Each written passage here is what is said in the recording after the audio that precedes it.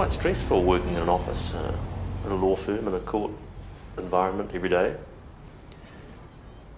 I didn't want to do that 5 days a week anymore for the rest of my life. I wanted something different. I wanted to diversify. I wanted to get my hands in the soil, to be productive, but to be creative. With growing a vine and making a bottle of wine, or 5,000 bottles of wine, there's always living or actual proof of, that you've produced something worthwhile, you know.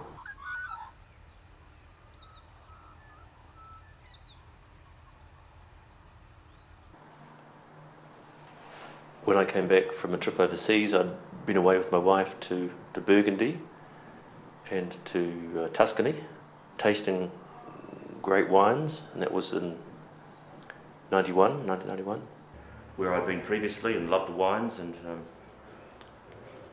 loved the French way of life, the whole continental thing.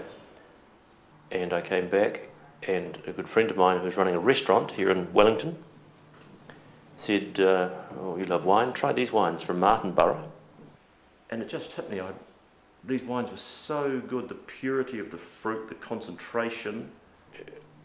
And Annie and I had been away in the fine wine, the great wine regions of the world, tasting wonderful wines, very expensive wines, very ordinary wines, some of them.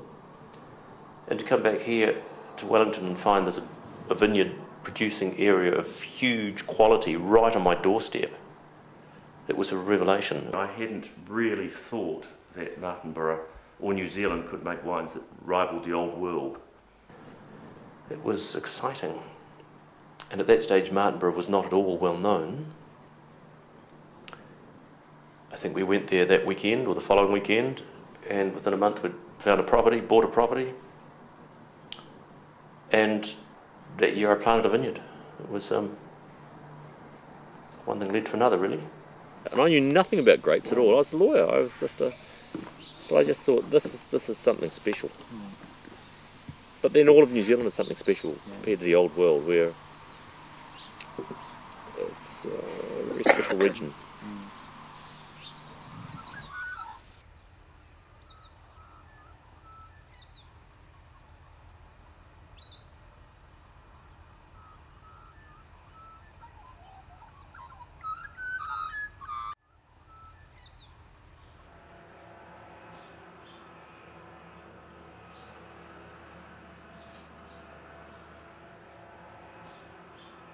This is tiny. This is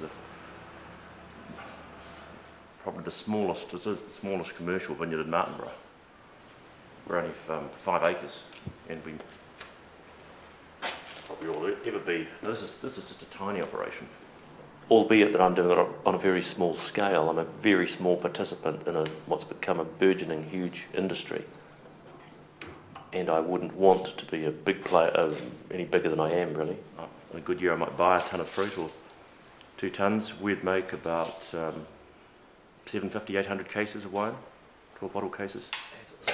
So yeah, we're just tiny. I'll be keeping up my day job, if you know what I mean, to pay for it all. People don't rock up to the door every day and buy a container of wine. Not that I make containers, but we have a few releases during the year. We release the Pinot Gris when it's ready, and the Pinot Noir, and sure, we have a very loyal and friendly mail order clientele who buy a lot of wine, and we sell to the trade, we sell to very good restaurants. Yeah, we're lucky. But you make your own luck, you know, just doesn't happen, and you've got to keep making your own luck to be successful. I think the Pinot Noir is the truly aristocratic wine, red wine, of all. I prefer Pinot to Cabernet Sauvignon, to Syrah, to any other variety.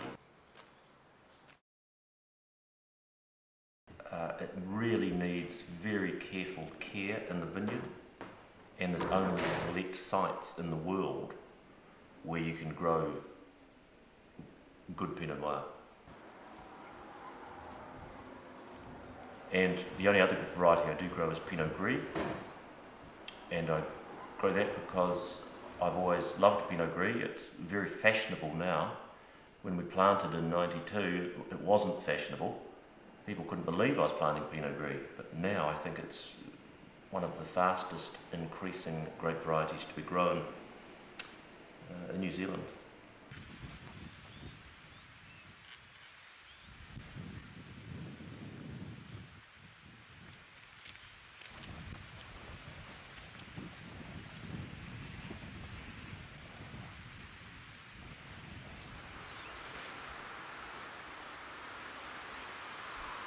So these are two different varieties here. This is Pinot Gris here, and these are older vines. And this is Pinot Noir, so you can see the cycle is slightly different. These were picked earlier. Good colour, isn't it?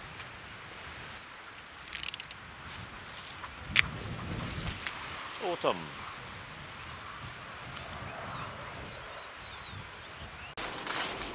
And this is a rogue vine. This is a Pinot Noir vine that somehow has got into the Pinot Gris. And there's cousins by, you know, Pinot Noir and Pinot Gris are quite close relatives, really. So they say. But that's the difference between... I always notice that vine whenever I come here all through. But it's such a happy little vine that I leave it there. It's a nice romantic notion that when you've got grapevines, all your friends will come along and help you pick. Well, they'll help for about 2 hours, and then someone will cut their finger off, and then someone else will fall over, and then they'll want lunch, and lunch usually involves drinking a lot of last year's crop, and not much work gets done. Martinborough has, in a very short space of time, established itself as having an international reputation. I think we've got a pretty special spot here. And proof of that really is that I think Martinborough produces about 2% of New Zealand wine production. We're just tiny, and yet our presence, our status as a wine growing community, it's right up there. We're not seen as bulk producers, we're seen as quality premium wine producers. It's the wine that is your ambassador, it's the wine that's your spokesman, not people like me trying to talk it up, you know. Our autumns here are quite benign, and that's what makes, as you can see, which is one of the things that makes Martinborough a wonderful growing region for vines, because you need a gentle autumn where it's dry and warm, so you can pick when you want to, not when you have to. To be in wine, you've got to be a bit of a romantic, to be a bit of a philosopher, a bit of everything. There are a lot of forceful characters in the wine industry because you put up with a lot of adversity and you're subject to weather, as in any farming operation, and unless you've got a strength of character you don't get through. So there are a few clashes, but overall it's a very cohesive community, very supportive of each other, which is a good thing. It's a challenge in that you bring together in the bottle, if you like, or what comes together in the bottle is a combination of your physical work, the art of, the physical work, the judgment and skill that you put into running and looking after your vines in the vineyard, because this is not made out there in the shed, that's just part of it. This wine, or any great wine, is made in the vineyard. And then being a good custodian or steward of the juice, of the must, of the wine in the winery, knowing what you want to do, letting the juice express itself, but also just using your art to produce the sort of wine that you want to do. I love wine. I love drinking wine. I love the whole romance of wine, of just the beauty of it, the orderly rows, the interaction with nature, the effect that man has on the vines, on the grape, on the wine. it's a very cerebral thing. It's a sensory thing. Yeah, it's just, that's part of me in that bottle. That's what I can do.